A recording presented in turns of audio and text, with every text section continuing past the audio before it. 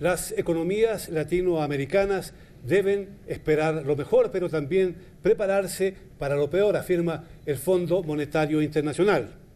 Bienvenidos a Claves, y esta es una coproducción de Deutsche Welle Televisión y el canal mexicano TVC. Y con nosotros está en la co-conducción mi compañera Joely Ramírez. Gonzalo, un placer platicar de nuevo contigo y con nuestros expertos. Quiero dar la bienvenida a la doctora Leticia Armenta Fraire. Muchas gracias, buenas tardes. Yo soy Leticia Armenta, trabajo como analista económico en el TEC de Monterrey, Campus Ciudad de México. Y también está con nosotros el doctor Arturo Pérez Mendoza. Muchas gracias, es un placer estar aquí con ustedes. Soy director de la carrera de Economía en el Tecnológico de Monterrey, Campus Ciudad de México. Y el último, pero no menos importante, Johannes Hauser, bienvenido. Soy director de la Cámara Mexicano-Alemana de Comercio e Industria y de la Cámara Alemana para Centroamérica y el Caribe. La CEPAL, la Comisión Económica para América Latina, anunció una desaceleración general del crecimiento en la región para este año. ¿Qué efectos tendrá? ¿Qué consecuencias podría tener también una crisis mayor en los Estados Unidos y en Europa? ¿Qué consecuencias tendrá esta crisis para los latinoamericanos? Sí, ahorita lo que estamos esperando es que haya una desaceleración, es decir, que el nivel de crecimiento de las economías latinoamericanas en general sea menor al presentado el año pasado. Por el momento se está esperando que este decrecimiento no sea muy elevado y desde luego va a depender mucho de cada país.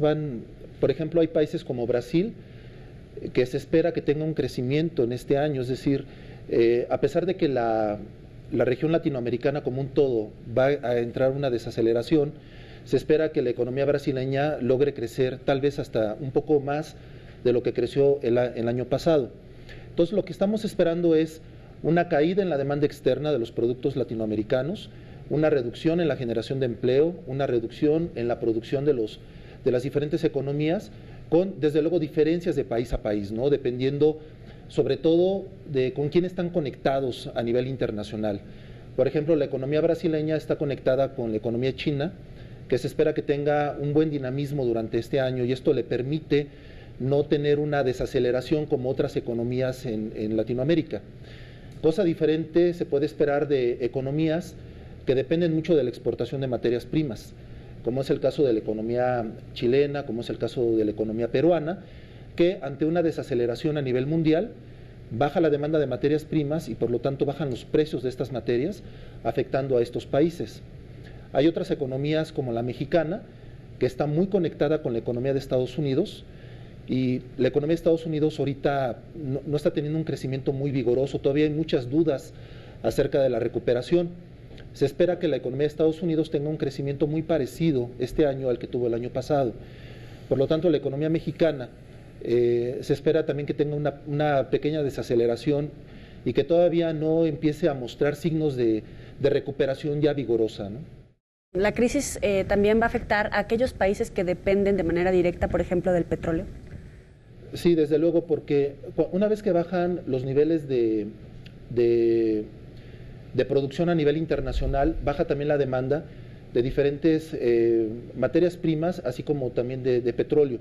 Entonces, aquellos países que exportan petróleo lo que van a observar es una reducción en sus ingresos por este concepto, pero a su vez aquellos países que importan petróleo se van a ver beneficiados porque lo van a poder adquirir a un precio más bajo.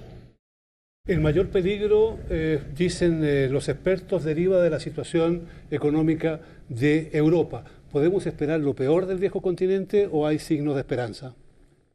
Pues yo sigo convencido que sigue existiendo en un futuro también la voluntad política que hasta ahora se ha mostrado de resolver este problema, de limitar los impactos de la crisis en diferentes países y la repercusión sobre la economía europea y por lo tanto también sobre países que de alguna forma están vinculados comercialmente con la Unión Europea. ahí también hay que distinguir cuál podría ser el impacto. México, como Arturo dijo, depende más bien de la exportación hacia Estados Unidos. El papel de Europa es muy relativo, solo 4% de la exportación se dirigen hacia Europa, entonces el efecto sería menor. Países del Cono Sur, como Argentina, como Chile, exportan hasta 20% hacia Europa, entonces la repercusión podría ser más fuerte, más sensible para la economía o las economías nacionales. ¿Se ve o se prevé ya una disminución en las tasas de interés, por ejemplo, en América Latina para incentivar la economía doméstica? A lo mejor como Brasil. Bueno, ahí hay una doble estrategia que podríamos mencionar. Por un lado, algo que ha fortalecido a la región y que no la ha hecho sujeto de una gran turbulencia como lo fue el año pasado en las economías europeas y norteamericana, es precisamente una estabilidad macroeconómica. Y dicho de una manera muy sensible, es cuidar justamente los indicadores que sean convenientes para el crecimiento, que no haya grandes excesos, y no se mostró en el campo monetario que se mencionaba un incremento importante en esas variables. Más bien se buscó sostener las tasas de interés con un diferencial muy favorable que valió para que muchos recursos del resto del mundo, dada las tasas muy bajas de Estados Unidos, por lo mismo, por la misma situación también en Europa, bueno, buscando mayores rendimientos, la región como un todo fue receptáculo de estos recursos. Se espera, como ya mis compañeros mencionaban anteriormente, que este año precisamente se busque un tanto de flexibilidad en ese sentido. ¿Por qué? Porque la turbulencia de alguna manera ya pasó. Pueden buscarse ahora otros objetivos macroeconómicos como es muy deseable, obviamente, el crecimiento. Sin embargo, no se espera una gran relajación en el campo monetario porque, insisto, no queremos ser vulnerables a todos los movimientos de los mercados. Desde el punto de vista macroeconómico en general, se dice que la región está bien, con dificultades, pero que se encuentra en buen estado. Muchos gobiernos sacan como conclusión que esto es el resultado de haber tomado medidas oportunas en la anterior crisis y que en este momento, con esa experiencia, con este cuadro económico, simplemente el panorama es alentador. ¿Compartes, Arturo, esta opinión? Sí, totalmente. Lo que nosotros observamos en los países latinoamericanos son en general son niveles de endeudamiento relativamente bajos. Desde luego hay diferencias de un país a otro. Por ejemplo, ahorita Brasil lo que está tratando de hacer es tratar de recortar un poquito su gasto y reducir su déficit. Pero en general lo que nosotros observamos son economías ordenadas, economías que han cuidado mucho sus finanzas públicas, economías que han tratado de tener un buen manejo de su política monetaria. Los bancos centrales en general han podido ganar credibilidad entre el público, han logrado anclar expectativas de inflación en general, aunque desde luego hay ciertas diferencias, ¿no? Por ejemplo, lo que es Paraguay, lo que es Argentina, lo que es Venezuela, son economías que han tenido niveles de inflación relativamente un poquito más elevados, pero en general lo que observamos en América Latina son un comportamiento macroeconómico estable, hay estabilidad, como lo mencionó la doctora Armenta, y esto le ayuda a esta región a tener un poco más de márgenes de maniobra para enfrentar alguna posible problemática que puedan enfrentar en este año. ¿Los índices de pobreza se verán reducidos en medio de toda esta crisis o se van a mantener o incluso? Por eso mencionaba yo anteriormente que el crecimiento es uno de los objetivos macroeconómicos más deseados en todo este tramo de la crisis, no solamente para Latinoamérica, pero también para las naciones en desarrollo ya y desarrolladas, porque el desempleo ha sido una de las variables que más ha sufrido precisamente por razón de la crisis, añadido al desempleo en América Latina por razones de distribución, por razones de capacidad de crecimiento, etcétera. La pobreza es un signo muy preocupante. Entonces, todos nuestros países en la región estarán buscando precisamente restaurar este crecimiento, vigorizarlo en la medida de lo posible y a través de esa vía precisamente pues fortalecer el ingreso de las familias, por lo tanto disminuir esos índices de pobreza. No es un objetivo sencillo, es un objetivo que tiene que ver con más de una medida de política económica. Y ahorita simplemente rememorando parte de lo que expresaba el doctor Pérez, precisamente un ejemplo es Brasil. En medio de la crisis, ellos instauran una política fiscal que estimula precisamente la demanda agregada a través de fortalecer el consumo interno. Por esa razón, si recordamos las cifras del inicio de la crisis 2009-2010, Brasil presenta un crecimiento mayor al de México, por ejemplo. Hay gente México al revés, ¿verdad? Hay gente que ve ese crecimiento brasileño con muchas dudas, precisamente por la situación de comercio que tiene con China. Nadie sabe qué puede pasar allí. También tiene una relación amplia con Europa y busca acentuar su relación con los Estados Unidos. No es así que este crecimiento que tenemos, el comercio, no es así que esta situación aparentemente sólida de América Latina es un tigre con pies de lana. Bueno, digamos que la fortaleza está en mantener la estabilidad.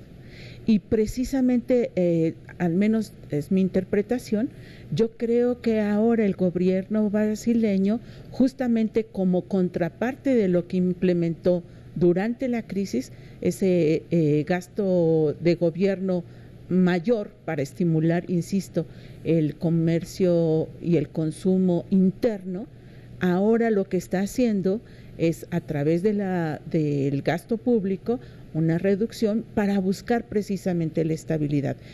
La estabilidad no es una cobertura 100%, ninguna economía está totalmente protegida, pero es cierto que nos ayuda a manejar de mejor manera los embates que pueden venir del exterior. Perdone, pero hay una situación bastante crítica también en Brasil desde el punto de vista de la inflación, con salarios que crecen día a día con cifras bastante altas. Por otra parte, también sí se pretende incentivar el consumo. Eso significaría que habría que incentivar el empleo. Y ahí de nuevo se produce una distorsión no solo en Brasil, sino que en toda la región. Entonces es una medida, yo diría que a corto plazo vista, no la mejor. Sí, a mi juicio, el gobierno brasileño implementó esa política fiscal de estímulo a la demanda en el momento más crítico de la turbulencia, 2009 a 2011. Hoy está planteando precisamente regresar nuevamente a los niveles convenientes de déficit público, porque es principalmente la medida, y respecto a inflación, tanto ese recorte de gasto público como el manejo monetario tienen que dar este resultado de inflación. Estados Unidos deja de ser un socio estable para Latinoamérica. ¿Cómo puede ser esto una buena oportunidad para los países latinoamericanos? Bueno, a mi juicio es una buena oportunidad porque cuando nosotros nos confiamos en que hay un estímulo siempre allí, nos asociamos. En el caso de México es emblemático en ello. Tenemos arriba del 80% de nuestro comercio con los Estados Unidos y claro, es bondadoso cuando ellos crecen, pero es pernicioso, y lo vivimos durante la crisis, cuando no lo hacen. ¿A qué nos obliga? A voltear nuestros ojos a otros mercados que por razón de esta confianza, permítame parafrasearlo así, los hemos descuidado, no los hemos desarrollado, hemos poca atención. Yo creo que la crisis nos pone en esa situación de buscar nuevas oportunidades, desarrollarlas y perder un poco el miedo de hacer negociaciones con quienes tradicionalmente, culturalmente, no conocemos tan de cerca. Desde el punto de vista práctico y concreto, ¿cómo ven los empresarios alemanes y Alemania en general la realidad latinoamericana actual? ¿Ven una posibilidad de un intercambio mayor? ¿Ven a la región sumida en preocupaciones demasiado extremas? ¿Y cómo se manejan los negocios en este momento con América Latina? Bueno, la percepción de las empresas alemanas en cuanto a Latinoamérica, pienso en general, ha mejorado mucho en los últimos años. Reflejo de esto es el flujo de capital alemán que llega a los diferentes países de la región. En los últimos 10 años el saldo histórico ha duplicado. Hoy, de acuerdo a las estimaciones que tenemos en las cámaras alemanas, en la región latinoamericana hablamos ya de 70.000 millones de dólares invertidos, mientras hace 10 años fue la mitad nada más. De alguna forma es una prueba de la confianza que existe a favor del continente. Obviamente hay que distinguir un poco entre los países. Hay los polos fuertes, México, Brasil, que absorben la gran mayoría de la inversión. Pero aún así, países como Colombia, como Perú, en los últimos años han recobrado interés entre el empresariado alemán, lo cual también se ha reflejado en llegada de capital alemán. En el caso concreto de México, como un ejemplo, en la última encuesta que hicimos entre los socios, 7 de 10 empresarios alemanes dijeron que quieren seguir invirtiendo en 2012, quieren crear empleo. Pienso que esa es una prueba de alta credibilidad de la percepción generalmente positiva que el empresario alemán tiene acerca de América Latina como continente. Pero hay que distinguir entre los países, eso sí. Si Grecia se declara en suspensión de pagos, ¿qué pasa con la economía europea? De acuerdo a datos del Fondo Monetario Internacional, se habla de una caída de 0.5% del PIB en toda la región. Esto si se arregla el problema. Y estamos esperando una pequeña desaceleración a nivel mundial si es que todo se resuelve adecuadamente. En caso de que no se pueda resolver oportunamente el problema de la crisis en Grecia, lo que vamos a esperar es una recesión a nivel internacional. Obviamente la situación en Europa va a contagiar a otros países. Estoy pensando en Estados Unidos, que es un país con el que México tiene un comercio muy importante. Mucha de la situación que ahorita está viviendo Estados Unidos, en la que todavía no se ha consolidado la confianza de los consumidores, de las empresas, en parte depende de la situación que hay en Europa.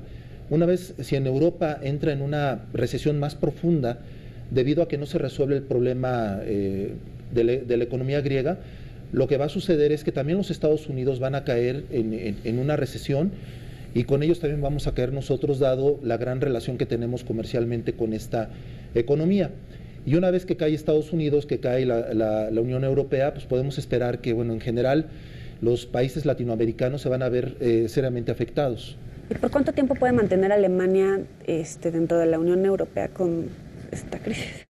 Repito lo que dije al principio, mientras hay voluntad y hay todavía un consenso entre los políticos por un lado y con la población por el otro, que apoyo alemán, por un lado, se puede garantizar mientras hay también las medidas necesarias por el otro. Pienso eso es algo que se puede transmitir a la población, se puede vender, entre comillas, como una medida factible y necesaria para salvar la situación. Pero hay que tomar en consideración que en 2013 tenemos elecciones en Alemania y por lo tanto la posición del gobierno alemán, pienso que también cada vez más que se acerca esta fecha, tiene que buscar un respaldo entre la población, y ese respaldo...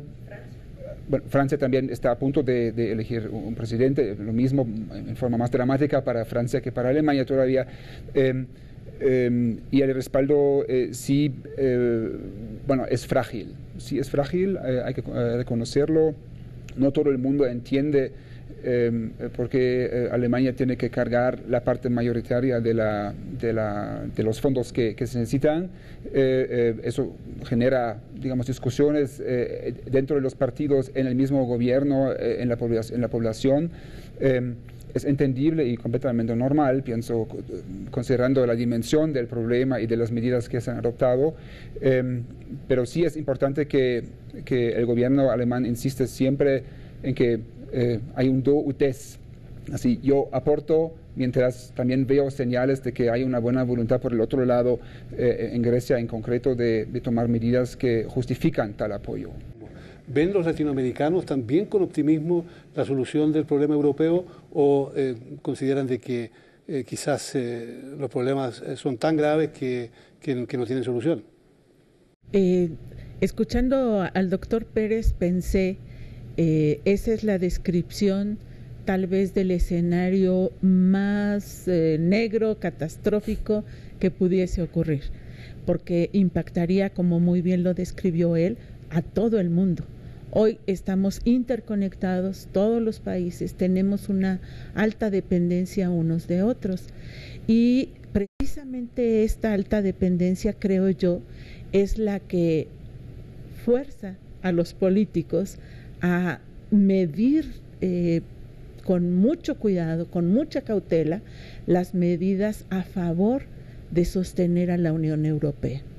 Sí veo la parte social como un núcleo en donde va a ser muy complicado convencer a la gran comunidad de cada uno de los países. Por supuesto, el pueblo griego sabe, por las medidas que se han anunciado, pues que lo va a tener bastante complicado.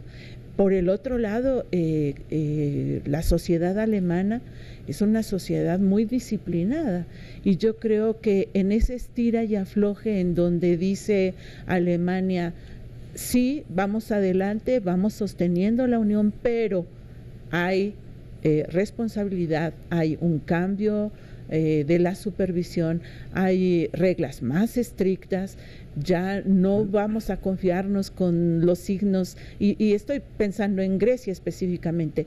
Eso va a ir haciendo que se converjan acuerdos en donde el daño sea lo menor posible. Usted nos habla de las consecuencias sociales que podría tener una crisis.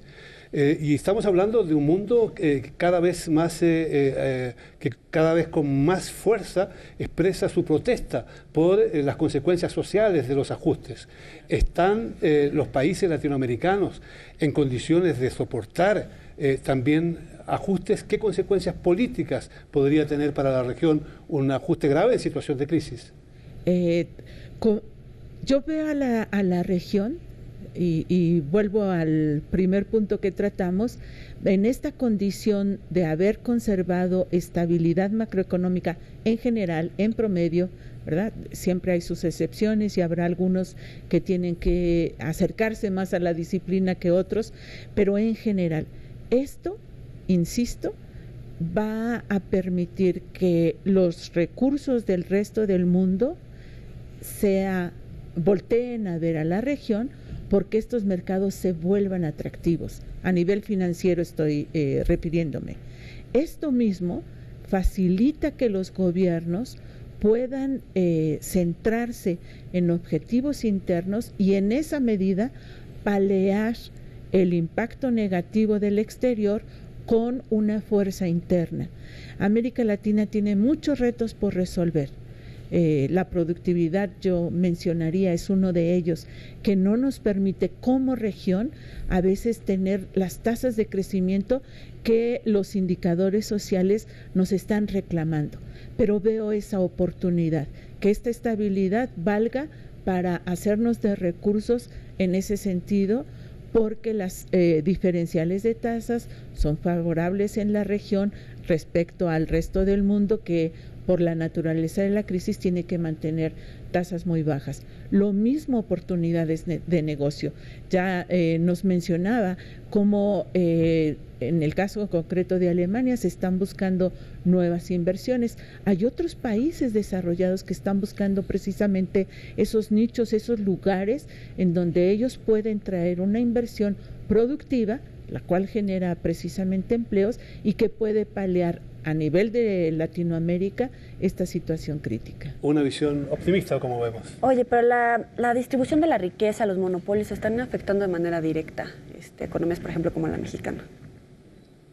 Están afectando a economías como la mexicana, de tal manera que están evitando que puedan haber condiciones más propicias para un crecimiento más vigoroso de la economía. No la están afectando como para meterla en una situación de crisis, de recesión y nada, sino simplemente es uno de los factores que influyen para que México, por ejemplo, no tenga un crecimiento muy vigoroso. Pero no es el único factor. Hay otros tantos factores que influyen para que México no pueda ser lo suficientemente atractivo a los capitales, tanto nacionales como internacionales, y para que puedan venir y puedan propiciar un crecimiento mucho más importante. Hay factores también como la rigidez en el mercado laboral que tiene la economía mexicana, toda la serie de trámites que se requieren hacer aquí para abrir un negocio, para echarlo a andar, etcétera, que son factores que se van uniendo junto con la existencia de monopolios, junto con la existencia de energéticos muy caros, para provocar que la economía mexicana no sea lo suficientemente competitiva. Pero no solamente eso, en el caso de la economía mexicana y de algunas otras economías de Latinoamérica, hay un factor que también es muy importante, que es el factor educativo y el factor que tiene que ver con la innovación. México es un país que tiene muy poca innovación, que tiene muy pocas patentes al año, comparado con países, por ejemplo, asiáticos, donde hay miles de patentes al año. Aquí nosotros registramos muy poquitas, poco más de 100, no tengo ahorita el dato exacto. Y son todos estos factores, la falta de innovación, la falta de competitividad, el que hayan energéticos y servicios muy caros aquí en México, que haya un mercado laboral muy rígido y demás, los que contribuyen no a que tengamos una recesión, simplemente a no poder crecer a las tasas que nosotros quisiéramos, ¿no? ¿Por qué se produce esa situación en México? ¿Qué es lo que condiciona que la situación sea de esa manera? Sobre todo tiene que ver mucho con factores históricos. Por ejemplo, lo que tiene que ver con monopolios fue la forma en la que la economía mexicana encontró en algún momento más propicio para estimular el crecimiento y la industrialización de México. Y también tiene que ver con cuestiones de cierto nacionalismo que todavía tenemos, ¿no? Por ahí hay alguien que dice que nos gusta mucho mirar siempre hacia atrás en lugar de estar mirando hacia adelante. Por ejemplo, vemos la expropiación del petróleo como un gran logro que tuvo nuestro país, y lo defendemos todavía, ¿no? Y no aceptamos el discutir qué tan apropiado es ahorita el ceder parte de la industria petrolera al capital privado, porque eso se ve como algo que va contra nuestra historia, ¿no? Contra un logro que logramos hace muchos años. Lo mismo pasa con la industria eléctrica, por ejemplo, ¿no? Que se logró nacionalizar la industria eléctrica hace muchos años y se toma como un gran logro, un gran avance al que no, por nada del mundo podemos renunciar, ¿no? Entonces, nos gusta mucho mirar hacia el pasado y no nos gusta mirar hacia el futuro, lo cual nos permitiría plantearnos cambios muy importantes que nos permitirían volvernos muy competitivos a nivel internacional, ¿no? Es comprensible quizás por el hecho que también, así como hay buenas experiencias, también hay malas experiencias en ese tipo de política. Pero yo quería referirme a otro asunto, y es que en la crisis un papel negativo lo jugaron muchos bancos, y algunos bancos en particular, y también lo sigue jugando esa situación en la Europa de hoy. ¿Por qué la banca latinoamericana es tan sólida? ¿O cuán sólida es la banca de América Latina?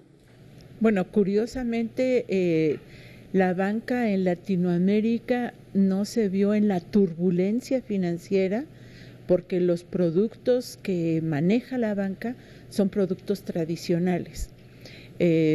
Dicho de otra manera, la falta de desarrollo de nuevos productos, de productos muy agresivos, que es lo que en parte se ha cuestionado de los países ya desarrollados, es lo que cubrió en cierta manera a la banca latinoamericana.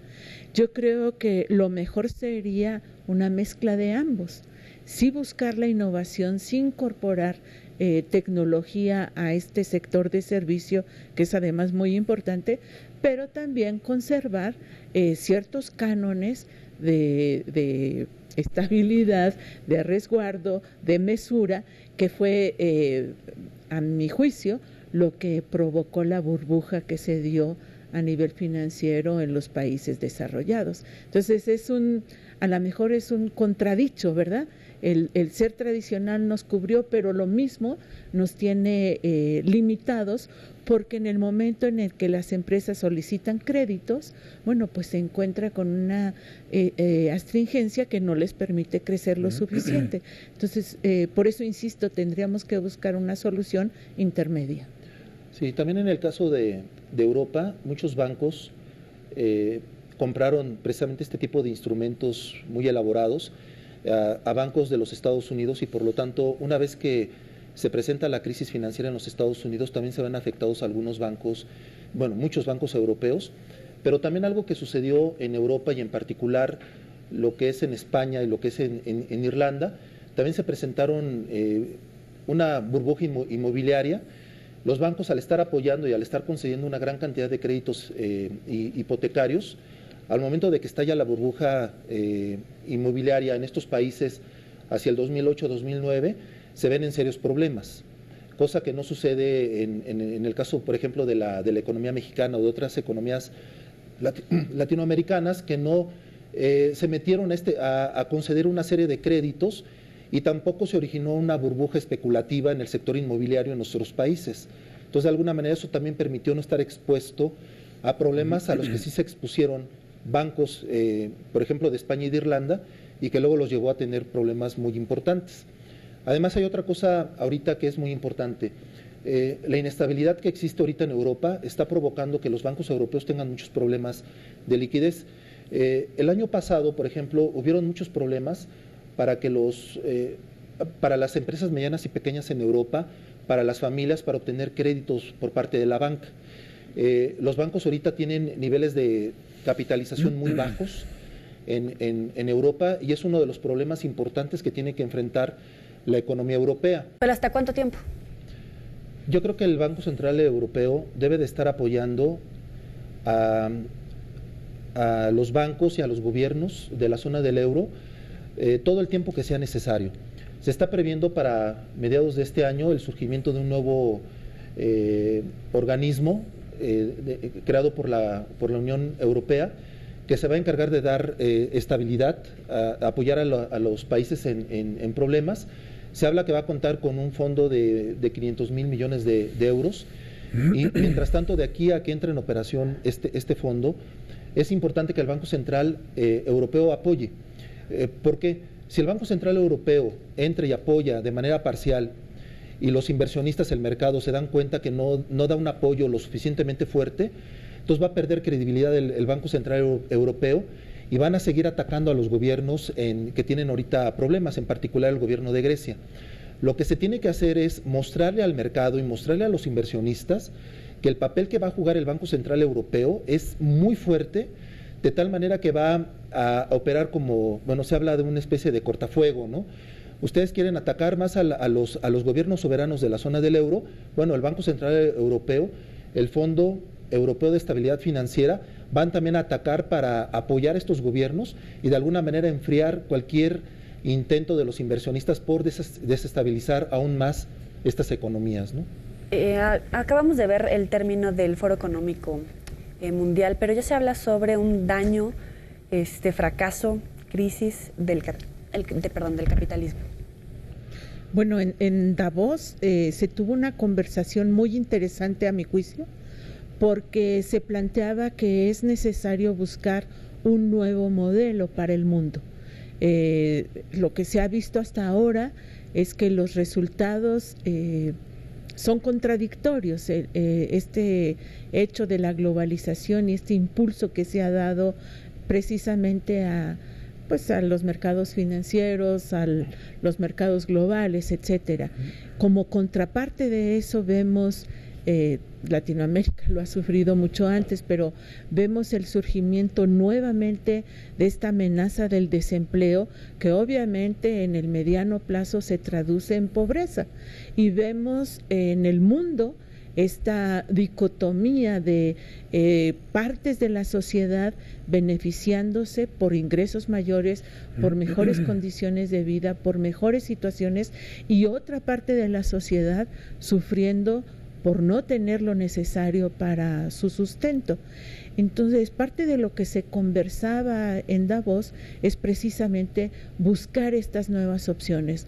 Y ya no se habla como en el pasado, hace 50 años, rompiendo este modelo capitalista para ir hacia el socialismo, etcétera, sino al contrario, se está buscando dentro de estos mecanismos de mercado cómo buscamos mejores opciones para la población. Se habla mucho de redistribución del ingreso, se habla mucho de comercio justo, que además es un término ya ampliamente empleado, incluso ahora está asociándose a banca justa.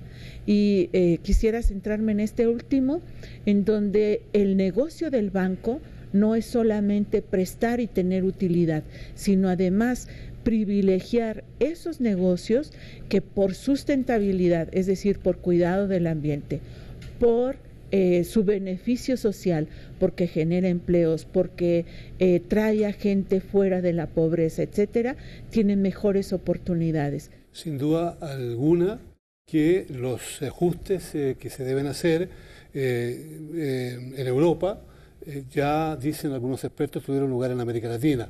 Lo hemos dicho aquí también en esta ronda. Sin embargo, los ajustes que se hicieron en América Latina se hicieron en condiciones no de democracia, en la mayoría se hicieron en condiciones de dictadura, sin parlamento, sin sindicatos, con opositores en la cárcel, con tortura, etcétera, etcétera. Ese es un camino que Europa no puede seguir, digámoslo claramente, y por lo tanto los ajustes se tienen que hacer en democracia, buscando nuevos caminos.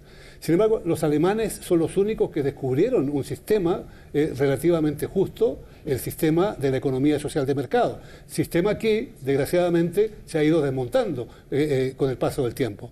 El modelo de economía social de mercado, un modelo que los alemanes deberían recuperar para el debate internacional sobre estos temas. Sí, bueno, yo pienso, eso iba también. No hay que inventar un nuevo sistema porque se practica ya en varios países de Europa, en Alemania, por ejemplo, un sistema que sí deja espacio para las fuerzas del mercado, pero que sí tiene, digamos, o crea una autoridad, el Estado, que de alguna forma busca frenar excesos, que interviene cuando, digamos, la paridad entre lo que es considerado justo y la realidad del mercado empieza a desbalancearse, donde en principio cada uno, como principio, es el dueño de su destino, se entrega y existe el sistema de subsidiariedad, que el gobierno interviene para apoyar únicamente cuando se agotan las propias medidas de cada uno, de un individuo, de una empresa o incluso de un país. A lo mejor